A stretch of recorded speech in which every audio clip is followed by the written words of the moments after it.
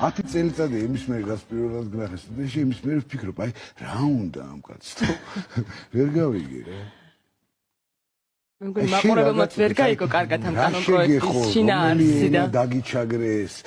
რა გაწუხებს სტუდიაში რა ვინ გეკითხება ვაფშე სტუდიაში ქუდით ვინ ზის რა ზის ვინ როგორ ზის აი შენ რა გაწუხებს საერთოდ ცხოვრებაში რამე გაწუხებს ამდენი ხალხის თვალდასწრებით შენობით რატომ ელაპარაკები ბატონო კონსტანტინე თქვენ რა გაწუხებთ ბატონო ლევა დამაწუხებს უნდა მიხვდე თავათა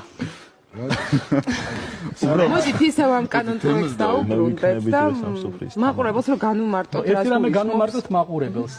ეს თქვენი მუხანათური ჩანაფიქრი მე რომ აქ მოვედი მე არ ვიცოდი ას სტუდიაც არ ვიცოდი რა იყო ეს GDS-ი რატომ ქვია GDS-ი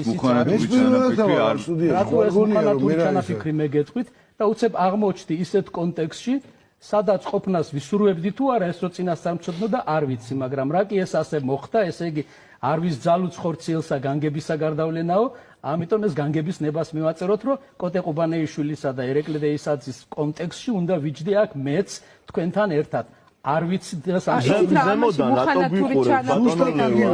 ზემოდან ვიყურებ